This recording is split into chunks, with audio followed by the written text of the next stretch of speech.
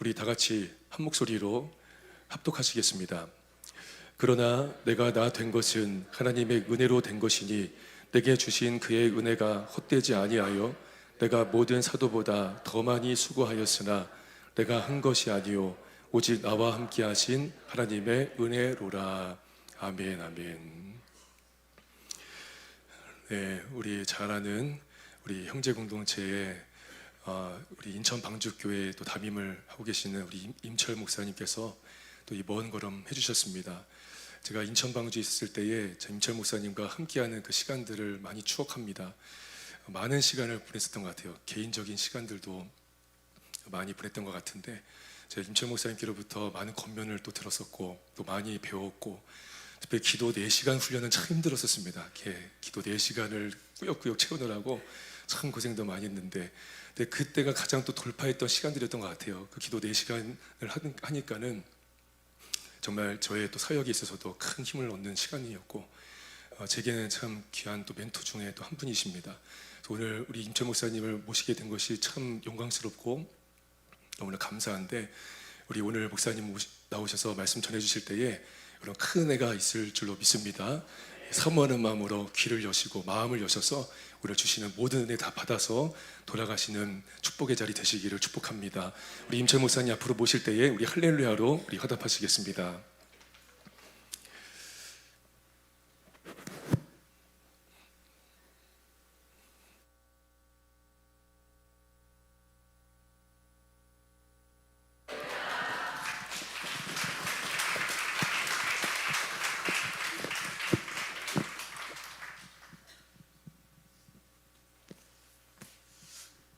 별로 반갑지 않은 것 같습니다. 기도하겠습니다. 성령의 기름 부으심이 넘쳐나게 하여 주옵소서. 이 시간이 구원의 날이 되게 하여 주옵소서. 주님과의 만남이 있게 하시고 온전히 거듭나는 날, 하나님의 살아가심을 체험할 수 있는 그날이 되게 하여 주옵소서. 우리들의 마음의 문이 활짝 열리기를 원하며 하나님의 살아계심을 보기를 원하며 예수님의 이름으로 기도합니다. 아멘. 할렐루야. 하나님의 살아계심을 믿습니다. 안 믿는 것 같다. 하나님은 살아계십니다. 예수님은 우리의 소망 되십니다. 성령님이 우리와 함께 하신 줄 믿습니다. 이것이 없으면 우리 예배 못 드려요. 오늘 저와 함께 말씀을 나눌 때 정말 여러분 마음의 심령이 뜨거우시고 그 말로만 어떤 그 하나님을 경험할 수 있는 저와 여러분 되길 주님의 이름으로 축복합니다. 제가 질문을 한 가지 할게요. 우리가 이 시간에 왜 나왔습니까? 왜 나와 있어요? 신앙생활은 왜 하고 있습니까? 신앙생활에 분명한 목적이 있어야 되는데 신앙생활의 가장 큰 목적이 무엇일까요? 바로 구원입니다. 구원의 목적이 아닌 사람은 신앙생활을 할 수 없어요. 천국이 소망이 되지 않는 사람은 예수 그리스도의 제자의 삶을 살 수도 없어요. 저희 공동체의 멘토이신 박보영 목사님 아마 다 잘 알고 계시다고 생각됩니다. 박보영 목사님이 얼마 전에 한 2달 전쯤에 이런 고백을 했습니다. 내가 예수 믿는 이유가 뭔지 아십니까?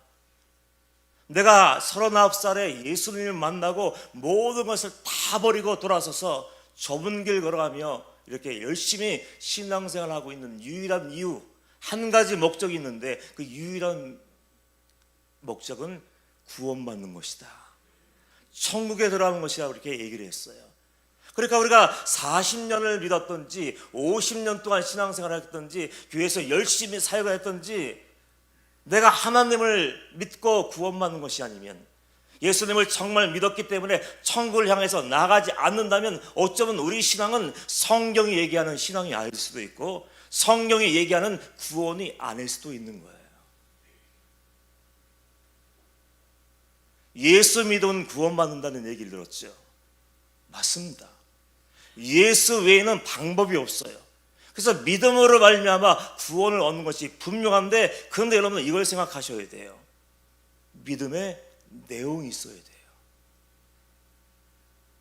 입으로만 주여 주여 하다가 예수님께 버림받았던 사람들이 있었습니다. 이 시대에도 저는 매우 많을 거라고 생각을 해요. 매주 나와서 예배드리고 매일매일 봉사하며 충성하며 기도도 열심히 했지만 예수님께 버림받았던 사람들을 우리는 기억하고 있습니다.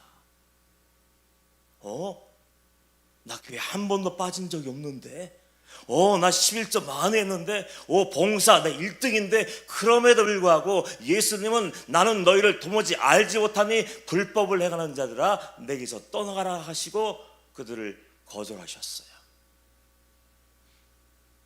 우리는 어떨까요?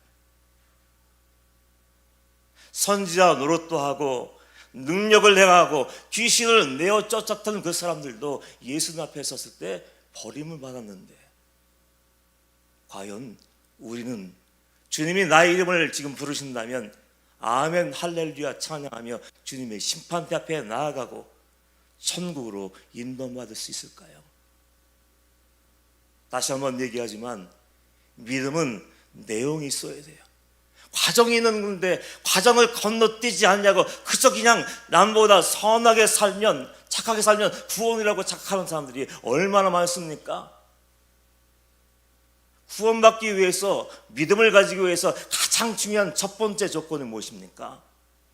회개의 문을 통과해야 돼요. 다시 얘기해서 예수님을 만나지 않고 하나님을 만나지 않은 사람은 믿음을 향해, 구원을 향해 한 걸음도 제대로 나갈 수가 없는 거예요. 저는 아버님이 목사님이셨습니다. 목사의 가정에서 태어났으니까 모태신앙, 저절로 그냥 교회 가요. 엄마 아빠가 교회 가네? 끌려서 가요. 예배 많이 드리고 성장해서 이제 신학대학원을 졸업하고 목사가 되었습니다. 그런데 문제가 있더라고요. 아무런 문제가 없는 줄 알았어. 예수님을 만나기 전에는 아무런 문제가 없었습니다. 남보다 착하게 살면 되는 거야. 예배 열심히 드리면 구원받는 거야. 그래, 헌금 많이 하면 축복받아 아주 평안한 삶 살 수 있는 거야. 이런 막연한 생각을 가지고 살게 되었어요. 그런데 그게 아니더군요. 35살쯤 되었을 때 제가 사역하던 교회에서 문제가 일어났습니다. 장로님 한 분이 계셨는데, 수석 장로님, 그 장로님이 어느 날 운동을 하기 시작했어요. 어떤 운동이냐면 임철 목사를 올해 안에 내쫓아버리겠다. 장로님이 그럴 줄 몰랐어요. 앞에서는 환한 얼굴로 웃는 거예요. 목사님 사랑합니다. 목사님 은혜 많이 받았습니다. 우리 교회 제일 좋은 교회입니다. 전 그런 줄 알았어요. 얼마나 순진한지. 근데 나중에 돌고 돌아와서 이상한 소식이 제게 들려왔어요. 그 장로님이 성도들을 찾아다니면서 서명운동을 하고 있는 거예요. 임철 목사를 내쫓는데 동의하는 사람 도장을 찍으십시오. 성도들은 그냥 교회 장로님이 도장 찍으라 그러니까 영분도 모르고 다 찍어버렸대요. 그런데 그 얘기를 듣고 나서 제 마음은 완전히 깨져버렸어요. 그나마 남아있던 믿음도 다 사라져버렸어요. 상처를 얼마나 듬뿍 받았는지 심장이 있다면 막 너덜너덜해질 정도로 그렇게 상처를 받았어요. 그래서 저는 그 상처를 감당할 수 없어서 목회를 그만두려고 결정을 냈어. 아내에게도 얘기하지 않고 아버님이신 목사님에게도 얘기하지 않고 아무에게도 얘기하지 않고 나는 이번 주 지나면 이제 교회에 떠나는 거야. 이제 세상으로 나가서 내가 하고 싶었던 일이 있었기 때문에 이제 그 하고 싶었던 일을 하면서 내 편한 대로 마음껏 살 거야. 결정을 하고 이제 일주만 지나면 교회를 떠나요. 이제 목사가 아니고 성도도 아니에요. 이제 교회 밖으로 완전히 나가려고 결정을 내렸어요.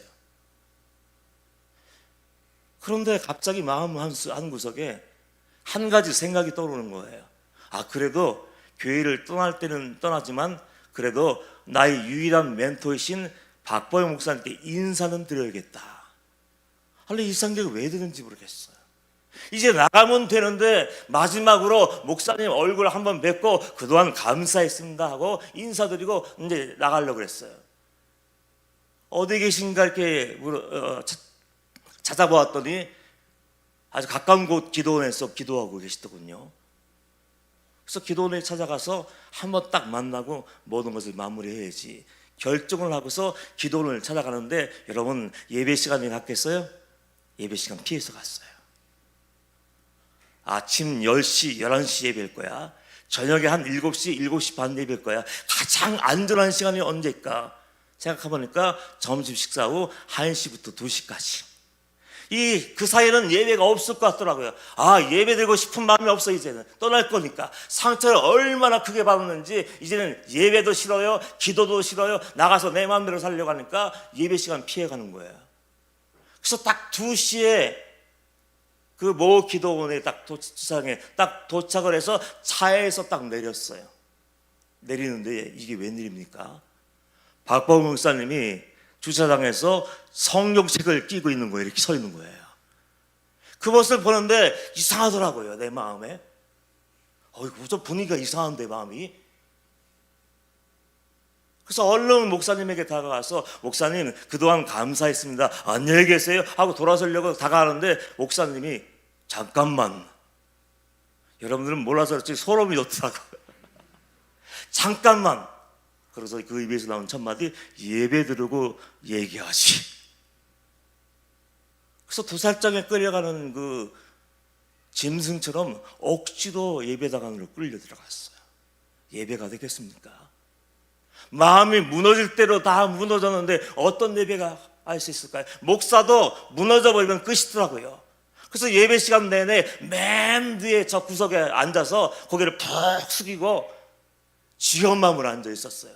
이 예배 끝나야지 내가 빨리 도망갈 수 있는데, 이 예배 끝나야 빨리 세상으로 나가서 즐겁게 살 수 있는데 하고 고개를 푹 숙이고 예배를 드리고 있었는데 갑자기 발자국 소리가 들리는 거예요.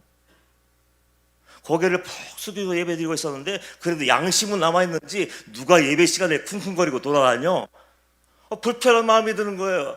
근데 가만히 들어보니까 그 발자국 소리가 내 앞으로 오는 것 같더라고요. 맨 뒤까지. 점점점 가까워졌어. 어느 순간 딱 보니까 발 두 개가 내 앞에 딱 놓여 있는 거예요. 얼마나 당황스러워요. 아니 예배 시간에 누가 돌아다녔는데 그 사람이 내게 와서 지금 서 있네. 그래서 누군지 얼굴 좀 보자 하는 마음에 고개를 딱 드는 순간 저는 그 자리에서 끝나버렸어. 요나처럼 도망가려고 나는 도망을 치는데 고개 들어서 딱 무엇인가를 보는 순간 지금 선명하게 기억하는 것은요, 눈과 눈이 마주쳤어. 눈과 눈이 딱 맞췄는데 제 마음속에서 그 순간 어떤 음성이 나온지 아십니까? 주님이시다. 아니 다 도망가려고 때려쳐버리려고 하고 결정내고 지겨운 마음으로 앉아있는데 갑자기 제 입에서 주님이시다. 이게 말이 돼요? 그래서 거기에 들어서 주님이시다 눈과 눈이 맞춘 순간 저는 어떻게 됐을까요? 뒤집어지기 시작했어요. 갑자기 두 눈에서 눈물샘이 터졌는지 이거 절제할 수 없는 그 눈물이 흐르기 시작했고, 정말 그제서야 내가 주님의 시선으로 내 안을 들여다보니까 내 안에 그렇게 많은 죄가 있는 걸 그날 처음 알았어. 제 입에서 그런 괴성이 나올 줄 몰랐고, 그렇게 많은 눈물이 흐를 줄 몰랐고, 예배 드리는데 성도가 쳐다보는데 창피한 것도 몰라요. 절제해야 되는데 절제가 안 돼. 내 맘대로 눈물을 흘리는 것이 아니고, 내 맘대로 엉엉 우는 것이 아니고, 내 맘대로 가슴을 치는 것이 아닌가 봐요. 전 망신스러워서 그쳐보려고 했는데 이거 도저히 멈출 수가 없었어요. 얼마나 울었는지, 시간이 얼마나 지났는지 생각이 나지 않아요. 근데 그날 저는 예수님을 먼저 찾아오신 예수님을 만난 순간 내가 죄인인 것을 처음으로 알게 되었어요. 그 시간 이전까지는 제 마음속에 얼마나 많은 분노가 있었겠습니까? 장로 때문에 상처받았는데, 권세 때문에 상처받았는데, 집사 때문에 상처받았는데, 도장 찍고 다니는 사람들 때문에 상처를 받았는데 하고서 이제 목회를 그만두겠다고 이제 마음속으로 외치고 살았는데, 그러고 나니까 나는 할 말이 없더라고. 할 말이 없어. 아니, 내가 죄인이었구나. 나 때문에 성도들이 힘든 것이었구나. 그날 저는 깨달았어요. 아무리 둘러보아도 나보다 더 큰 죄인이 없네.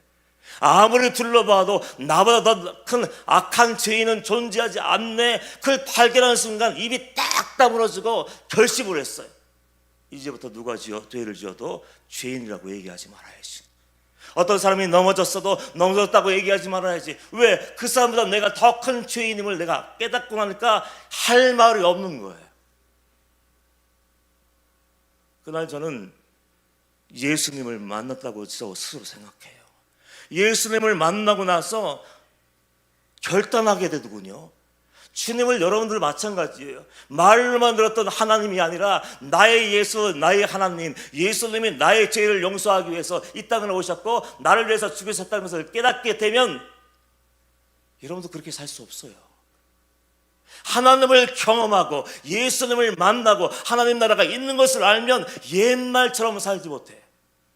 만약에 여러분이 나 예수님 만났어요, 구원 받았어요, 확신 가지고 있어요, 나는 천국 갑니다, 그 확신을 가지고 있지만 아직도 옛날 그 모습으로 살고 있고 옛사람의 삶의 방식을 살고 있고 그리고 천국의 삶이 아니라 이 땅의 전부의 삶을 살고 있다면 여러분의 구원을 심각하게 점검해 볼 필요가 있어요.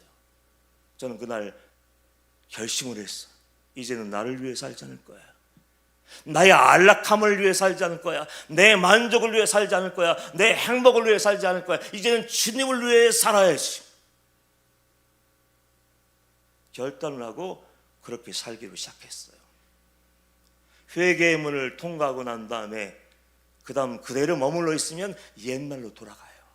그 다음 단계로 넘어가야 되는데 그 다음 단계가 예수님을 만나고 회개한 다음에 예수님을 만난 다음에 어떻게 살아야 됩니까? 이제 영적인 삶을 살아야 돼요. 아멘 하시기 바랍니다.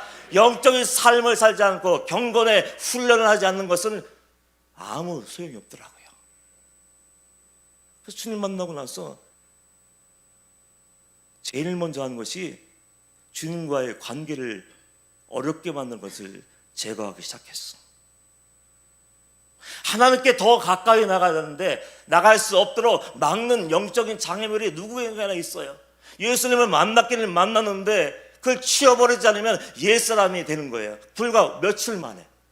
그래서 저는 주님을 위해서 무엇을 포기할까 생각하기 시작했어요. 제일 먼저 TV를 마당에다 던져버렸어. 왜? 그 시간이 얼마나 아까워요. TV를 마당에 던져버리고 그리고 세상 친구들 다 절교를 선언했어. 저는 신학대학원에 들어가기 전에 일반 대학에서 공부를 했기 때문에 친구들이 참 많았어요. 만나면 좋은 친구들, 정말 세상 말로 의리 있는 믿을 수 있는 그 친구들이 많이 있었는데 근데 문제가 하나 있어. 그들이 전부가 예수를 안 믿어. 어떻게? 주님이 그것이 죄라고는 얘기하지 않으셨는데 저는 결심을 했어요. 그들과 만나면 어떤 얘기합니까? 세상 얘기를 하게 돼. TV에서 본 거 이야기하게 돼. 연예인 얘기하게 돼. 유행가가 부르기 시작해. 그리고 매일 세상 아파트 시세가 어떠니, 주식 시세가 어떠니, 예금 금리가 어떠니 그런 얘기를 하다가 그때 그냥 오랜 동안 그 얘기를 하다 봐. 그러면 나도 모르게 그 영향을 받게 되더군요. 그래서 그 친구의 절교를 선언해 버렸어. 그리고 운동을 참 좋아했습니다. 댄스를 참 좋아했는데 하루에 6시간씩 쳤어. 얼마나 재밌는지 저는 하나에 빠지면 아주 몰두를 해버려. 집중을 해버려. 그래서 대형 거울을 마당에다 딱 걸어놓고 거울을 보면서 연습하고 이걸로 부족해요? 프로 선수들의 경기가 담겨있는 그 비디오를 갖다 놓고 분석하는 거예요. 프로도 아닌데. 그 하루 종일 댄스를 치고 댄스를 연구하며 또 마당에 나와서 거울을 보며 자세를 교정하면서 그렇게 열심히 그렇게 댄스를 쳤었어요. 그런데 그 시간들이 너무 아까워지는 거예요. 내가 도대체 종인데 뭘 하고 있나? 그래서 그날 후에 결심을 하고 다 던져버렸어. 장애물을 다 제거한 다음에 이제는 주님이 뭘 기뻐하실까를 생각하면서 이제 주님이 기뻐하시는 일을 하나하나 하기 시작했어요. 지금 생각해보면 성도의 기본이더라고요. 산에 올라가서 기도하기 시작했습니다. 그냥 기도가 아니고 내가 오늘부터 산기도 한다 그러면 매일매일 하루도 빠지지 않고 올라갔어. 태풍 매미 기억하십니까? 얼마나 강력했는지 제가 경험한 태풍 중에 최고였던 것 같더라고요. 태풍이 불어서 지금 한치 앞을 내다볼 수 없는 그때에도 걸어서 산에 올라갔어. 꼭 그 자리 가서 무릎 꿇고 기도했고요. 겨울에는요 한번 눈이 내렸는데 40cm 눈이 내렸어. 차가 움직일 수 없어. 근데 그 쌓여있는 그 눈을 다 파헤치면서 그 자리에 올라가서 기도했어요. 산에 올라가서 기도하기 시작했고 이제는 주일이 가까우고 예배가 가까울 때만 성경 읽었는데 매일매일 눈 뜨고 시간이 남으면 성경 말씀을 읽기 시작했어요. 특별히 저는 성령을 체험하기를 원했기 때문에 성령에 관련된 모든 구절들을 찾아 읽기 시작했어요. 여러분 그거 한번 해보십시오. 여러분들이 하나님을 만나기 원하면 성경을 읽고 저처럼 성령을 받기를 원하고 성령 세례를 받기를 원한다면 성령님을 알 수 있는 구절을 찾아 열심히 읽어보세요. 그래서 특별히 요한복음 14장, 15장, 16장을 읽으면서 보혜사 성령님이 누구이신지 알기 원해서 매일매일 다른 것도 읽었지만 그 성경은 빼놓지 않았어요. 8시만 되면은 방문을 걸어 잠그고 딱 들어가서 성경을 펴놓고 읽어요. 매일매일 읽는 거예요. 어제 읽었던 성경 말씀을 오늘도 또 읽고 계속 반복해서 읽고 있는데 어느 날 몇 날이 지나지 않은 것 같은데 그 성경을 또 찾아 읽는데 마음속이 뜨거워지더라고요. 마음이 뜨거워지는 거예요. 마치 엠마오길의 두 제자처럼 예수님이 오셔서 만나주시고 말씀을 풀어주실 때 우리의 마음이 심령이 뜨겁지 아니하냐 했던 것처럼 마음이 뜨거워지고 내 마음속에 하늘의 평화가 부어지게 되었습니다. 그래서 성경 읽는 것이 저 얼마나 행복했는지 몰라요. 의무적으로 읽는 것이 아니라 하나님을 더 알기를 원해, 아버지 뜻을 알기를 원해, 그리고 순종하려고 하는 마음으로 하나님을 기쁘시게 하는 마음으로 그 말씀을 읽었더니 성령의 뜨거움이 내 안에서도 느껴지더라고요. 그리고 나가서 전도하기 시작했습니다. 제가 제일 싫어하는 것이 전도하는 사람들이었어요. 목사였는데도. 왠지 아십니까? 아니 띠를 때도 예수 천당 불신지옥 빨갛게 막 그래서 소리 지르면서 전도하는 거예요. 예수 천당 불신지옥, 예수 천당 불신지옥. 제가 그걸 볼 때마다 은혜 받은 게 아니고 예수 믿으려면 교양 있게 믿어. 교양 있게 믿어. 고상하게 믿어야지. 예수님 망시키지 말고 빨리 들어가. 이런 마음으로 그들을 보았는데 예수님을 만나게 되니까 성령님이 내 안에 계시니까 잠잠할 수가 없어요. 그래서 매일매일 거의 매일매일 나가서 장에 나가서 기타 치면서 찬양까지 하면서 입을 열어서 제가 그 얘기하고 있더라고요. 예수 믿고 구원받으라고. 아멘. 반응들이 없어. 제가 그걸 하고 있더라고요. 그러니까 제가 지금 이 얘기를 왜 하냐면요, 예수 믿고 구원받는다고 우리가 배웠는데 믿음의 내용이 있어야 된다고 얘기하는 거예요. 그래서 구원받기를 원하면은 예수님과의 만남이 있어야 돼. 어떤 식으로든 예수님과의 만남이 있어야 되고, 만났다면 변화된 삶의 모습이 있어야 된다고 지금 내용에 대해서 설명하고 있는 거예요. 지금 쉽게 하려고 이야기를 하고 있지만요, 여러분들은 그 핵심을 놓치지 않고 마음에 대해 새겨 넣으시기를 축원합니다. 그래서 예수님을 기쁘시게 하기 위해서 제가 한 것은 기도하고 성경 보고 전도하고 영적인 장애물들, 죄라고 불리는 그것들을 모두 제거하기 시작했어요. 그리고 가장 어려운 게 있더군요. 목사도 성경을 읽고 기도는 하고 전도는 하는데 아까운 곳이 하나 남아있더라고요. 그게 뭘까요, 여러분들? 여러분들이 제일 소중하게 여기는 것들, 물질, 돈이더라고. 사람마다 다르지만 이거는 절대로 포기하지 않는 사람들 많아요. 그 모든 것을 이제 다 털기 시작했어.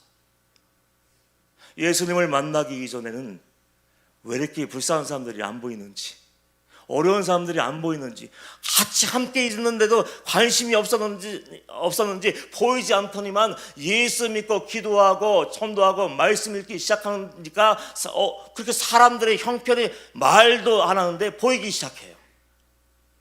어느 날 한 학생 아이가, 고등학생 아이가 와서 울더라고요. 왜 우냐? 시험 다 끝나고 대학도 합격하고 이제 대학에 이제 들어가면 되는데 집에서 등록금을 안 내준대. 그래서 그게 마음이 상했는지 마음이 아팠는지 교회 와서 울고 앉아 있는 거예요. 주님이 내게 보내신 것 같구만. 그래서 내가 등록금을 주겠다고 얘기했어요. 사업이 망한 사람들이 보이더군요.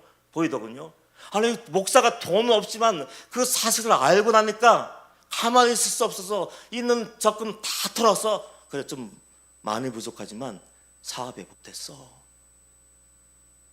또 하나에 와서 또 울어요. 소문났는지. 너는 왜 울고 있니? 예, 기숙사비가 없었어요. 그래. 알고 봤더니 할머니와 어린 여동생과 같이 살더라고요. 아르바이트 하면서 근근히 공부하고 이제 학교를 가게 됐는데 어떻게 등록금은 준비했는데 그 멀리 먼 지역으로 가야 되는데 기숙사비가 없대. 다 나눠줬는데 이제 남은 것도 없는데 이제 이렇게 저렇게 나누다 보니까 이제 내수에 있는 건 없는데 또 와서 울고 있는데 그냥 보낼 수 없더라고요. 그래서 덜컥 약속을 해버렸어요. 너 대학 졸업할 때까지 내가 기숙사비 보내줄게. 필요할 때마다 번호하고 문자, 금액만 보내면 내가 보낼 테니까 너 학교 잘 다니고, 근데 부탁이 있어. 나한테는 절대로 찾아오지 마.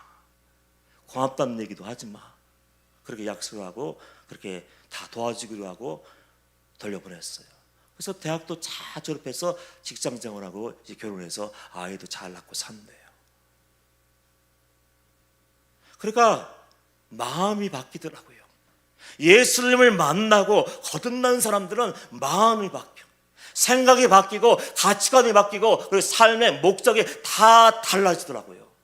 근데 여러분들, 예수님을 만나고 저는 어떻게 보면 세상적으로는 곤고한 삶을 살아요. 내 것은 들어온 대로 다 나가고 교회 밖을 떠난 적이 없어. 오죽하면 우리 아이들이, 우리 아버지는 아무 데도 안 간대. 방학 때도 안 가고 명절에도 안 가고 휴일에도 안 가고 아무 데도 안 가는 아버지가 됐어요. 근데 제 마음속에는 그럴 수 없었어요. 아니, 주님 만나는데 주님을 위해 살아야 되는데 놀러 다닐 수 있나? 아이들한테 미안하지만, 가족들에게 미안하지만 놀러 다닐 수 있나? 헛된 내 시간을 낼 수 있나? 제 마음에 그게 부담이 돼서 그냥 죽도록 충성하면서 그렇게 열심히 살아갔어요. 근데 아이들은 상처를 받았을지 모르지. 그렇게 열심히 살다가 한 예수 만난 지 3년 정도 됐어요. 얼마나 뜨겁게 살았는지 몰라요. 목숨을 걸고 살았는데 3년째든 만 3년이 다 되어가는 그쯤에 뇌졸중이 왔어. 30대. 상상이나 하겠습니까? 어제까지 아무런 일도 없었어. 아니, 전조증상이 뭐 있어야 병원에 가서 뭐 검사하든지 말든지 하죠. 아무 증상도 없어. 똑같이 기도하고 똑같이 전도하고 똑같이 말씀 읽고 그냥 내일 열심히 찾아가면서 이렇게 일을 했어요. 사역을 했는데 하루 전까지 아무 일도 없었는데 금요일 저녁까지 마치고 나왔을 때까지도 좀 피곤하구나, 이 정도였어요. 그런데 뇌출증이 와서 제가 건강이 하루아침에 무너질 줄 몰랐어요. 명심하십시오. 예수님 만나도 믿음 생활 열심히 해도 천국을 향해 달려가도 고난은 면제되지 않습니다. 이걸 명심해야 되는데 어떤 분들은 나 예수 만났는데 왜 나를 이렇게 합니까? 하고 하는데 그것도 어쩌면 하나님의 연단일 수도 있어요. 하나님의 섭리일 수도 있어요. 근데 그걸 못 견딜 사람들이 있더라고요. 3년 만에 저는 뇌졸중이 와서 쓰러지는데 한 번에 쓰러지지 않더군요. 갑자기 얼굴이 굳었죠. 지금도 흔적이 남아있어요, 표정이. 그래서 어떤 분은 제가 설교하면 무섭대, 혼내는 줄 알아요. 그렇지 않습니다. 근육이 굳어버렸어. 말하는 것도 어느래 얼굴이 굳어지고 혀가 굳어지고 팔에 힘이 빠져버리고 다리에 힘이 빠져버려서 이렇게 무너지는 거야. 이렇게.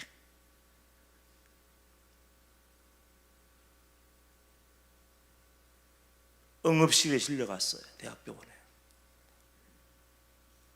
가서 검사하고 찍을 거 다 찍고 이제 의사가 와서 6시간 만에 와서 얘기하는 거예요. 해줄 게 없대. 이미 끝났대. 당신은 이미 끝났습니다. 저도 모르는 사이에 뇌 손상이 2번이나 지나갔더라고.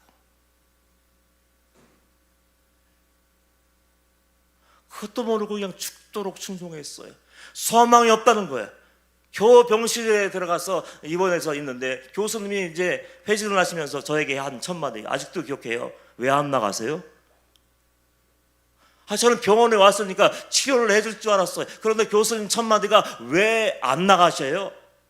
해줄 게 없습니다. 나가십시오. 당신이 나가야 치료가 가능한 사람이 들어와서 입원할 수 있대. 그 정도로 취약이었습니다. 상황이 얼마나 힘들었냐면은 제가 입원하고 있는 동안, 응급실에 실려간 동안 주위에 형제 같았던 우리 동료 목사들이 저희 장로님을 찾아오셨더군요. 나중에 들었어요. 왜 왔다 가셨습니까? 그 사람들 했더니 장로님이 이렇게 얘기하더라고요. 이 교회에 달라고요. 임철 목사는 돌아와도 소망이 없습니다. 평생 누워 있어야 되니까 정보 빨라요. 얘기도 안 했는데 소망이 없으니까 이 교회 나한테 주십시오. 와, 정말 사람은 믿을 수 있는 존재가 아니구나. 이익 앞에서는, 자존심 앞에서는 남남이 되는구나. 그래서 그때 또 한 번 깨닫게 되었어요. 박봉 목사님이 신방으로 오셨어요. 저를 보시더니 우시더라고. 거의 우시더라고. 탄식을 하셨어요. 얼굴을 한번 살펴보시고 손을 들었다 놓는데, 손을 들었던 손을 놓으니까 이게 툭 떨어져. 기도를 해주시는데 거의 하나님하고 싸울 기세예요. 하나님 어떻게 그럴 수 있어요? 불같이 사는 종을 이렇게 하시면 안 되죠. 거기에 기도하는데 의식은 남아있으니까 말은 못하지만 제 마음이 떨리는 거예요. 하나님한테 괜찮을까? 그 정도로 강한 기도를 하시는 거예요. 어떻게 그러실 수 있습니까? 주님을 위해서 생명을 걸었던 쪽을 이렇게 만드시면 안 되죠. 막 그런데 제가 두려울 정도로 기도를 했는데, 근데 놀라운 일이 생겼어요. 기도를 끝내고 아멘 하고 일어나시더니 나 간다. 이게 무슨 상황이에요? 처음 탄식을 하시면서 하나님과 막 다투는 것 같이 막 그렇게 기도하다가 아멘하고 나 갈 거야, 갈 거야 하고 그냥 돌아가시는 거예요. 그래서 제가 얼마나 당황스러워요.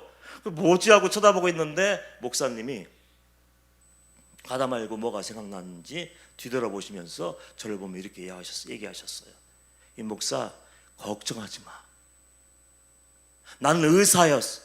그래서 이 목사가 의학적으로 끝났고 이미 요단강 반쯤 건너가는 사람이었다는 걸 내가 알고 있어. 그런데 하나님이 요단강 반쯤 건너가, 반만 넘어가면 이제 못 돌아와요. 세상으로 끝나는 거예요. 반쯤 남아있는 그 사람을 하나님이 손으로 붙잡고 끄집어내셔서 살아난 거야. 그렇게 얘기하시면서 왜 하나님이 이 목사를 살려주셨는지 알아? 하고 그걸 알려주셨어요. 여러분들도 꼭 기억했으면 좋겠어요. 왜 하나님이 의학적으로 끝났고 의사들도 왜 안 나왔냐고 얘기하는데 하나님이 살려주었을까? 그 말을 듣는데 온몸에 전율, 소름이 돋더라고요. 하나님은 임 목사가 예수님 만난 날부터 쓰러지는 그날까지 하나님 앞에서 어떻게 살아왔는지 그 모든 발걸음을 다 보셨어. 저는요 그 얘기 듣는데 가슴이 철렁 내려오더라고. 만약에 내가 예수님 만나고 새끼를 옷했다면, 예수님 만난 척하면서 죄 짓고 살았다면, 예수님 만나고 적당히 타협하면서 살았다면 어떻게 되었을까? 힘들다고 기도 빠져버리고, 힘들다고 예배 빠져버리고, 힘들다고 제가 이제는 적당히 살아야겠다 하면서 그런 삶을 살았다면 하나님이 나를 살려줬을까? 만약에 의사의 마지막 선고 같은 이야기를 듣고 입을 열어서 하나님 어떻게 그럴 수 있어요? 예수님 어떻게 그럴 수 있어요? 원망하며 불평을 쏟아냈다면 하나님이 나를 살려주셨을까? 그때 하나님이 주신 말씀이 있었습니다.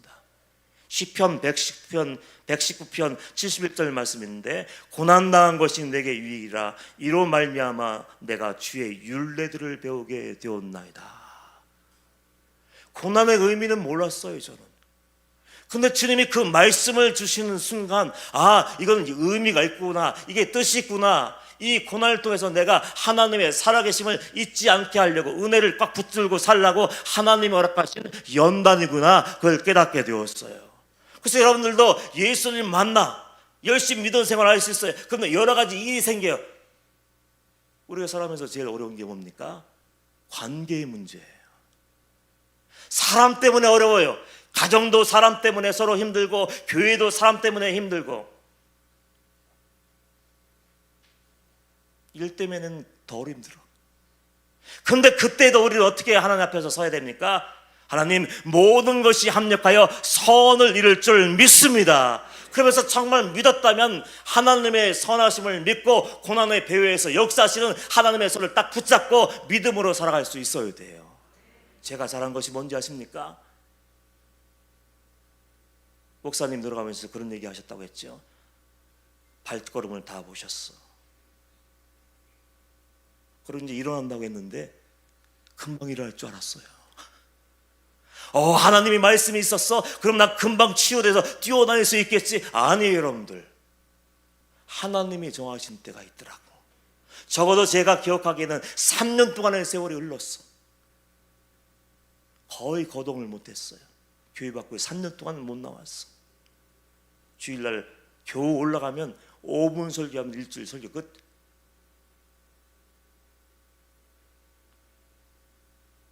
자리에 앉아 있는데 이제 내 순서 설교만 할 수 있으니까 아무것도 못해요.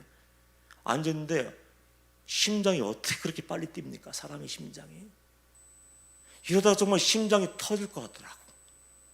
그러니까 이게 어떤 문제인지 모르지만 심혈관인지 뇌혈관인지 모르겠지만 심장이 그렇게 빨리 뛰고 얼굴이 완전히 지금도 빨간데 새빨개. 그러니까 이제 이러고 있는 거예요 그냥. 그리고 성도들이 걱정돼. 혹시 나 때문에 상처받으면 어떡하나, 하나님 없다 하면 어떡하나. 그렇게 앉아서 부들부들 떨려서 이걸 붙잡고 바람 소리 나는 그 소리를 내면서 5분 동안 하나님은 살아계십니다, 하나님 믿고 우리 신뢰하고 순종하고 승리해야 됩니다, 이 설교하고 내려왔어요. 그러면서도 3년 동안 저는 한 번도 입을 열어서 생각으로도 하나님을 원망한 적이 없어. 그걸 다 견디고 나니까 3년이 지난 즈음에 나도 모르게 하나님은 제 육신을 질병을 치유하여 주셨습니다. 저는 몰랐어요. 처음엔 예배 드리고 이제 나가는데 예배 드리러 들어올 때는 비가 내리지 않았어. 근데 예배 끝나고 가는데 비가 오더라고. 근데 저는 제가 제 몸의 상태를 잊어버렸어. 몸의 상태를 잊어먹고 비가 오니까 비 덜 맞으려면 제가 뛰어가야겠다. 왜냐면 교회 옆에 바로 가까운 곳에 사택이 있었기 때문에. 그래서 뛰어가야지 하고서 그만 먹고 이제 움직이기 시작하는데 전 몰랐어요. 제가 뛰어가는 줄. 뒤에 있던 그 성도님들이 갑자기 함성을 질러 우와! 제가 놀라서 돌아봤어요. 그랬더니 우리 성도들이 눈물이 글썽글썽 쳐다보면서 우와! 뛴다 뛰어! 그러고 나서 몸이 갑자기 좋아졌어요. 그래서 그날 이후부터 지금까지 다니면서 예수 그리스도의 복음을 증거하기 시작한 거예요. 이 말씀 드렸죠. 제가 여러분들에게 알려주고 싶은 것은 다른 것이 아니에요. 구원받기 위해서는 예수님과의 만남이 있어야 된다고 얘기하는 거예요. 그 만남을 통해서 우리는 죄인임을 발견하게 돼. 예수님을 알기 전에는 내가 죄인인 줄 인정도 안 해. 저도 그랬으니까요. 나는 착한 사람이야. 그래도 목사의 자식으로 그래 모태신앙을 가지고 살고 있지만 그래도 남들보다 선하게 살았어. 그리고 이 사람들 때문에 내가 상처받고 괴로운 거야. 그 교회 밖으로 떠나려고 했는데 예수님 만나고 나니까 내 안에 죄가 그렇게 많은 줄 몰랐고, 정말 순식간에 파노라마가 싹 지나가는 것처럼 내 모든 죄가 하나님 앞에서 드러나더라고. 그러니까 눈물샘이 터지고 여기서부터 올라오는 통곡을 하면서 절제할 수 없이 회개를 하는 거예요. 살려달라고. 다른 기도하지 못해요. 은혜 달라고요 못해요. 축복해 달라고 못해요. 주여 나를 살려주옵소서. 이것밖에 할 수 없는 거예요. 지금도 저는 기도를 뭐 축복해 달라는 기도 안 해요. 하나님 주님 앞에 서는 날까지 내 심령 속에서 회개의 눈물이 마르지 않게 하여 주옵소서. 이게 제 소원이에요. 그렇게 회개하고 난 다음에 어떻게 된다고요? 변화된 삶을 살아야 돼요. 영적인 삶을 살기를 원하고 경건한 삶을 살기를 원한다면요, 다 치워버릴 걸 다 치워버려야 돼요. 제가 우리 청년들, 학생들에게 항상 얘기합니다. 죄에 빠져있는 영혼들, 무력증에 빠져있는 영혼들, 그 우울증, 깊은 우울증에 빠져있는 영혼들, 그들을 위해서 이렇게 얘기해요. 살고 싶어? 소망을 가지고 싶어? 고난을 돌파하고 싶어? 그러면 정리할 거 다 정리해. 그러면서 핸드폰 투지를 바꿔라. 왜 그걸 쳐다보고 있냐, 그걸. 뭐 보겠습니까? 뉴스 검색한다다가 뭐 계속 그냥 여기에 붙들려 있더라고. 하루에 7시간, 8시간은 기본이더라고. 뉴스 보고 뭐 TV 뭐 보고 동영상 뭐 보고, 그러면서 봐서는 안 될 것을 보고 듣고 있는 거예요. 그래서 세상의 영향을 받게 되고 세상이 소망되니까 영이 죽어버리는 거 아닙니까? 여러분들 그리고 마찬가지예요. 은혜가 없습니까? 제가 보기엔 대거방주교회 성령의 임재가 있는 줄 믿습니다. 이 교회에서 은혜 받지 못한다, 정리하셔야 돼요. 끊어버릴 걸 끊어야 돼요. 이렇게 뜨겁게 기도하는데 기도 응답을 받은 적이 없다, 생각을 바꿔야 돼요. 아니, 예수 믿으면서 구원받는 것이 목적인데 자존심 붙잡고 있는 사람이 있더라고. 교회 안에서 누가 크냐 누가 작으냐 싸우고 있는 사람들, 상처 주고 상처 받는 사람들. 처음에 그 장로님 얘기했잖아요. 제가 도장 맞는 장로님, 나중에 다 해결되고 난 다음에 도대체 장로님 웃으면서 얘기했어요. 도대체 장로님 왜 그러셨어요? 하고 물으니까 고개를 들지 못해. 자존심이 상해서요. 아니, 제가 죄를 지었든지 술 먹고 담배 피고 다녔는지 그러면서 막 돈을 내면 좋을 텐데 자존심 때문에 그때. 물론 그건 안 했어요. 아니, 내가 언제 장로님 자존심 상하게 했습니까? 했더니 부끄러운 듯이 이렇게 얘기해. 제가 교회 수석 장로인데 목사님이 부임하셔서 제일 먼저 인사 안 했어요. 웃죠?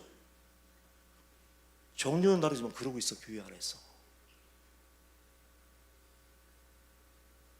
아니, 두 번째 장로는한테는 웃어주면서 나는 안 웃어주는데 내가 언제 그랬어?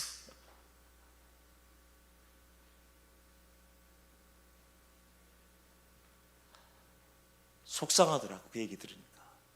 그럼 지금까지 장로가 될 때까지 신앙은 뭔가 도대체?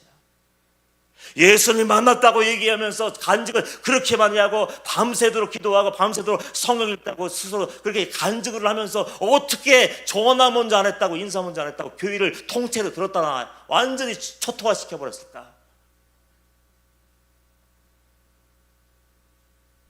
자기 자신이 구원받지 못한 줄을 모르는 사람들이 너무 많아요. 구원받았다면 구원받은 자의 열매가 있어야 되고, 예수님의 말씀처럼 회개에 합당한 열매를 맺어야 되는데 열매 없이 그저 입으로만 주여 주여 하고 입으로만 구원을 얘기하고 입으로만 천국을 얘기하는 사람들이 얼마나 많습니까? 왜 그런 일이 생깁니까? 예수님을 만난 적이 없고 신앙의 내용이 없기 때문에 그래요. 물과 성령으로 거듭나야 된다, 많은 사람들이 얘기하더라고요. 목사님의 구원은 물과 성령으로 거듭나는 거예요. 믿음으로 구원받는 거예요. 근데 구원받았다면 구원받은 자의 삶을 살아야 되는데 열매가 없어. 향기가 되어야 되는데 향기가 없고 그 사람만 들어가면 그것이 초토화가 돼. 분열의 영이 있는지 시기심의 질투의 영이 있는지 싸우는 거예요. 여러분들이 한번 성경을 읽어보십시오. 마태복음 5장 6장 7장. 그냥 읽지 마시고 구원의 관점으로 한번 읽어보세요. 그 천국 시민은 이렇게 산다라고 얘기했는데 우리는 말씀을 읽으면서 지금 그 말씀대로 순종하며 살고 있는가? 우리 모두가 박보영 목사님께 영향을 받고 살아가고 있는데, 사랑할 수 없는 사람은 사랑하라, 용서할 수 없는 사람은 용서하라, 어떤 억울한 일을 당해도 변명하지 말고 더 내는 곳에 내려가 입 탁 다물어. 더 강하게 한번 얘기할까요? 입 닥치고. 더 섬기라고 목사님이 목이 터져라고 외쳤어. 저도 똑같은 말씀을 했어요. 사랑이 아닌 것은 하나님이 기억하지 않는다. 사랑하며 살고 있습니까? 용서하며 살고 있습니까? 혹시 임철 목사가 말씀을 잘못 잘랐을 때 여러분들 저를 위해서 기도해 주십니까? 아니면 지적하고 있습니까? 판단하고 있습니까? 사역을 뭔가 하는데 이것이 마음에 안 들려고 안 따르고 버텨오고 있습니까? 하나님을 깨고 있습니까? 조금만 생각하면 죄송하지만 내가 진짜인지 가짜인지를 알 수 있어요. 그런데 세상에는 그렇게 열심히 밤을 새워 열심을 내고 수고를 하는데 내 구원을 위해서는 왜 이렇게 준비들을 하지 않는지 저는 화가 나지 않아요. 성도들이 가끔 그렇게 얘기해요. 목사님 화나는 일이 있었어요. 왜 우리를 혼내세요? 얼굴이 막 달가지고 왜 그러세요? 우리에게 막 뭐 분풀이 하고 계시는 거예요? 나 들으라고 하시는 거죠? 왜 때리세요? 그 다음 주에 와서 또 그래. 왜 때리는데 또 맞고 갑니다, 목사님. 아니에요, 여러분들. 성경을 읽으면 읽을수록 구원받는 것은 얼마나 어려운지. 저 그래서 우리 방직교회 성도들한테 구원은 하늘의 별 따기보다 어렵다고 얘기해요. 거의 불가능해요. 종교 생활하는 사람, 종교인으로 살다가 가는 사람 얼마나 많은지 몰라요. 제가 예수님 만나고 3년 동안 충성하다가 뇌졸중이 왔다고 했죠. 그때 다시 한번 얘기합니다. 제 안에서 들려온 음성이 있었어요. 너는 지금 아버지 앞에 서게 될 거야. 너는 지금 심판대 앞에 서게 될 거야. 저는요 그 전까지 자신이 있었어요. 왜? 나보다 더 열심히 있는 사람 우리 교회에서 찾아볼 수가 없었어. 그 지방에 있는 목사들 다 둘러봐도 나보다 더 열심히 있는 사람은 본 적이 없어요. 그래서 그 음성이 들려오기 전까지 나는 구원받을 수 있다고 확신을 가지고 살았어. 근데 그 음성이 들려오는데 할 얘기가 있어야겠더라고. 그래서 하나님 앞에 가면 내가 뭐라고 얘기하지? 자신 있는 얘기를 끄집어내기 시작했어. 나 참기도 했어. 비가 오나 눈이 오나 태풍이 불어도 올라갔어. 전도했다고 얘기할까? 밤을 새워서 성경을 읽었다고 얘기할까? 그럼 내게 있는 거 아무것도 아니야. 주님 만나고 나니까 이 돈은 아무것도 아니에요. 그걸 다 나눠주고 무소유의 삶을 살고 교복 같은 양복을 항상 늑대를 항상 걸고 다니고 살았어요. 자신 있다고 생각했어요. 그런데 하늘에 그때 할 말이 없는지 이것도 못해, 저것도 못해, 이것도 못해, 이것도 못해, 아무것도 하나님 앞에 가서 할 이야기가 하나도 생각나지 않았어. 할 말이 없다고 생각했을 때 제 마음속에 들어오는 것은요 두려움, 공포. 아니 그 믿음은 어디로 갔죠? 그 확신은 어디 갔죠? 내가 사랑하는 하나님은 어디 가셨죠? 내가 소망하는 천국은 보이지도 않고 그저 무서워서 벌벌벌 떠는 거예요. 짧은 시간이지만 내가 뭐를 놓쳐버렸을까? 내가 뭘 잃어버렸을까? 지금까지 고민해요. 열심히 해도 구원과는 관계가 없을 수도 있구나. 예배 열심히 드려도 기도 많이 해도 다 나눠주고도 거절당할 수가 있구나.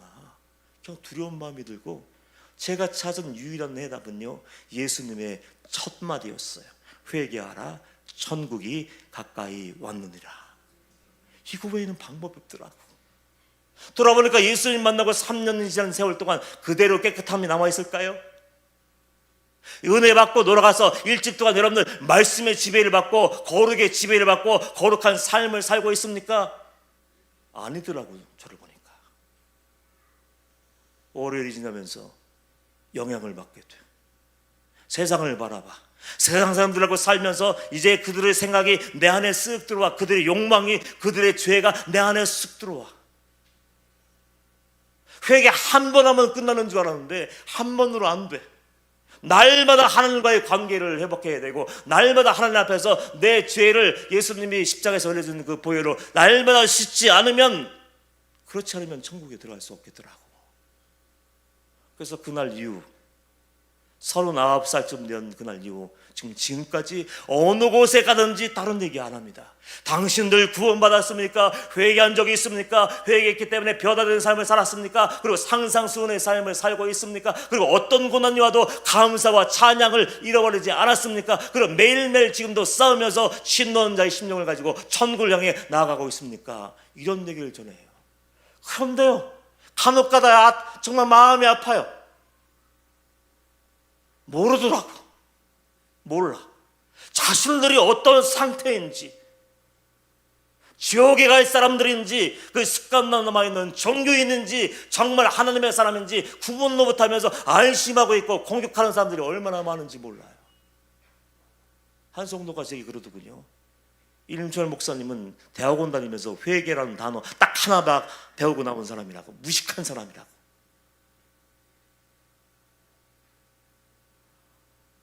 정말 제가 무식할까요? 저는 죽어봤어요. 거의 병원에서 끝났다고 했어요. 요단강 반쯤 건너갔어요. 그리고 그 주문 앞에 섰을 때 얼마나 무서웠는지 부들부들 떨리는데 그 느낌을 아직도 기억하고 있어. 주여 주여 한다고 못 가는구나. 선지자 노릇해도 못 가는구나. 귀신을 내어 쫓고 능력에게도 못 가는구나. 방주교에서 기도할 때 암 환자들이 치유돼요. 암 환자가 치유돼도 벌엠받을 수 있겠더라고. 방법은 하나구나. 예수님 말씀을 그저 믿음으로 붙잡는 수밖에.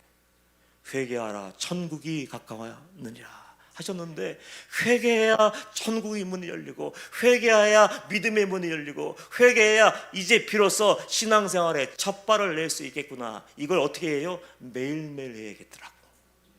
매일매일 청검하지 않으면, 매일매일 쉬지 않으면, 더 나가서 날마다 내 연약한 부분과 싸우지 않으면 절대로 들어갈 수 없는 나라가 그 천국임을 내가 알고 있기 때문에 목숨 걸고 배운 거예요. 온몸으로 지었기 때문에 저는 하나님의 마음을 알려주고 싶은 거예요. 예수님의 마음을 알려주고 싶은 거예요. 십자가에 못 박혀 돌아가시면서 마지막 피 한 방울 다 아끼지 않으시고 나의 죄를 위해서 다 흘려주신 그 예수님의 심정을 가지고 여러분의 심령 속에 지금 외치고 있는 거예요. 회개해야 구원받고, 구원받았다면 변화된 삶을 살아야 되고, 그리고 그 은혜를 유지하기 위해서는요, 날마다 회개하는 마음으로 심노한 자가 되어서 내 세상과 죄와 특별히 자기 자신이 제일 큰 적이에요. 자, 여러분을 천국 지옥으로 인도하는 건 누군지 아십니까? 사단이 아니에요. 죄가 아니에요. 여러분은 자신이에요. 이단에 끌려가는 것도 자기 선택이에요. 왜? 하나님의 구원의 말씀은 부담스럽고 왜 이렇게 힘들게 느껴지죠? 그것 자체가 마귀에게 속는 거잖아요. 그런데 자기들이 좋아하는 것을 따라가는 거예요. 한 번 구원은 영원한 구원이에요. 예배 드리면 구원받아요. 11절 많이 하면 구원받아요. 성경이 어디 나와요? 성경에 나와 있지도 않은 걸 사람들은 내가 듣기 좋아하는 것만 귀를 기울이고 듣고 안심하고 있는데, 제가 그런 얘기까지 해요. 우리 성도들에게. 교회 안에 앉아있는 사람들 99.9%가 어쩌면 머리를 맞을 수 있다. 그만큼 이 시대가 악해요. 음란해요. 마지막 세대의 끝자락에 우리는 살고 있는데 우리는 정신을 못 차려. 어떤 분이 이런 얘기를 하더군요. 그 잠자는 사람은 쉽게 깨울 수 있대. 그냥 자는 사람은 쉽게 깨울 수 있는데 자기가 영적인 잠에 빠져 있는 것을 모르는 사람은 아무리 얘기해도 깨어나지 않는데. 그 사람들이 성경에 있더라고요. 바리새인들, 서기관들, 제사장들, 예수님이 목숨을 걸고 그들 구원하기 위해서 강한 단어까지 썼어요. 독사의 새끼들아, 외치는 무덤이여, 너희는 겉과 속이 다른 사람이야. 외식하는 자들이여, 화 있을진저 얼마나 많이 얘기했습니다. 그런데 못 깨우나. 왜? 자기들이 영적으로 잠자고 있는지, 자신들이 영적으로 죽어 있는지 그 자신들이 지금 신앙이 이미 파산되었는지를 알지 못하니까, 자는 줄 모르니까 예수님이 그렇게 목이 터져라 외쳐도 깨어나지를 않는 거예요. 와. 근데 더 무서운 얘기가 성경에 기록되어 있죠. 마태복음 5장 20절쯤 되겠죠.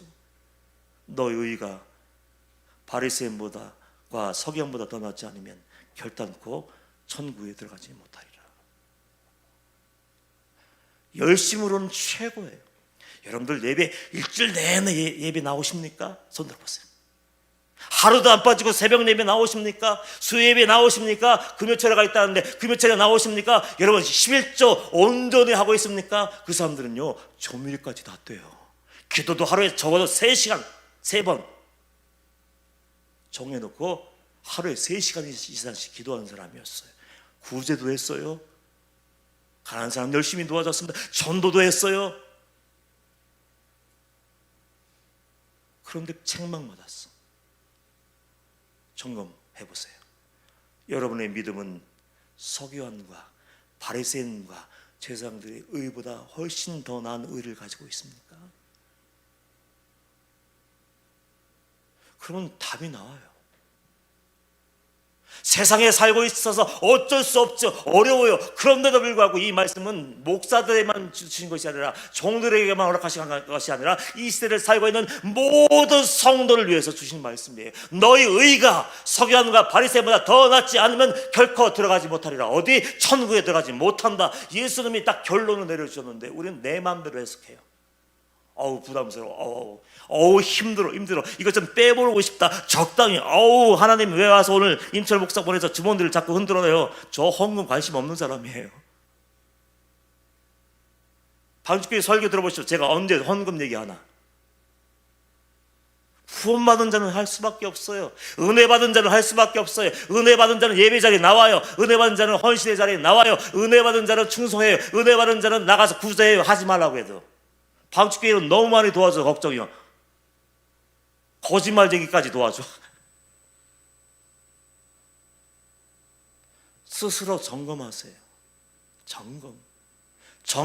사람들이 평가의 기준이 아니라 주님이 나를 보실 때 어떨까? 난 자신 있었는데 주님은 아직 안 된대요. 다시 한번 기회를 주신 거예요. 그러니까 저는 어떻게 살겠습니까? 매일매일 살얼음판을 걸어.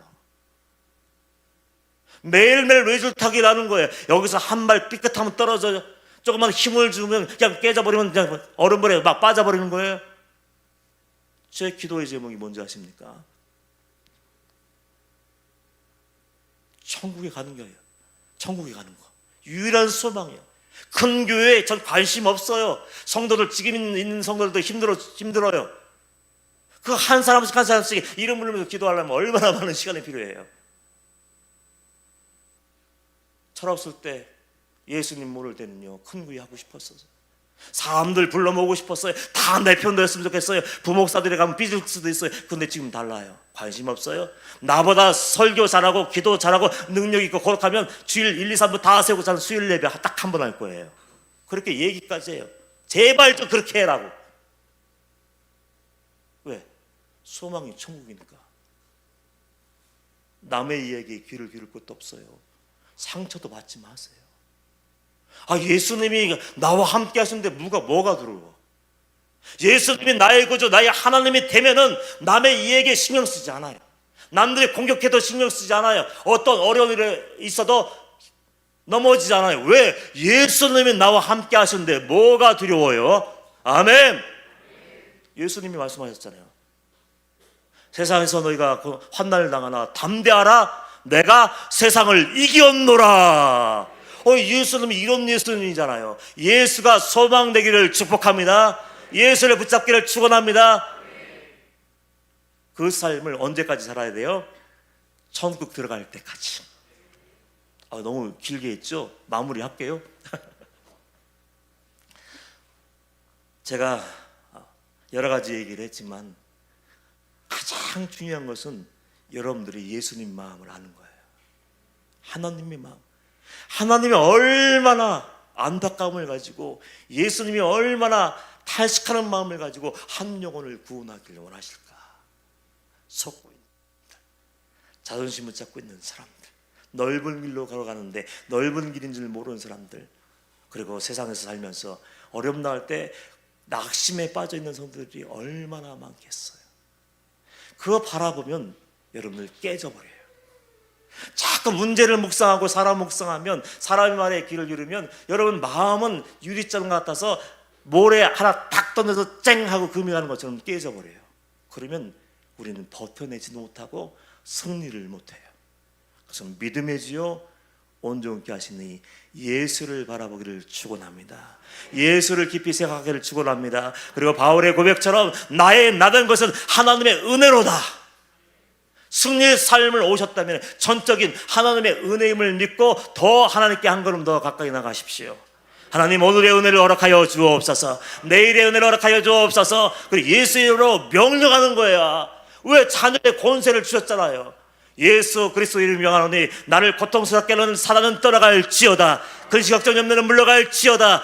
질병도 떠나갈지어다. 그리고 예수의 이름으로 기도하는 것들, 믿고 순종하고 기도한 것들 그대로 이루어진 줄 믿고 먼저 감사하기를 축원합니다.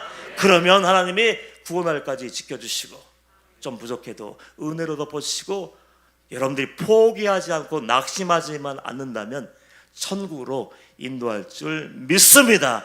그 하나님과 남은 삶 동행하면서 승리의 열매를 누리며 나눌 수 있는 저와 여러분들이 되시기를 주님의 이름으로 축복합니다.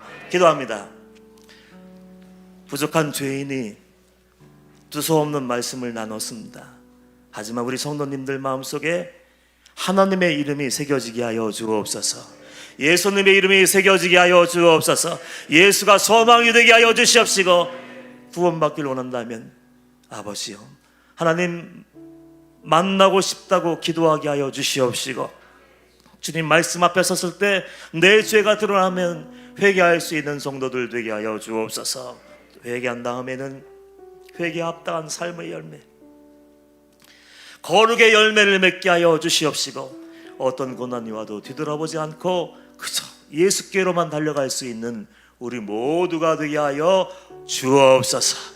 천국은 진노한 자의 것이라고 하셨사오니 아버지 앞에 서는 날까지 힘들지만, 때론 상처도 받지만 포기하지 않고 다시 일어나 주님께로 달려갈 수 있는 승리자들 되게 하여 주옵소서. 예수님의 이름으로 기도합니다. 아멘.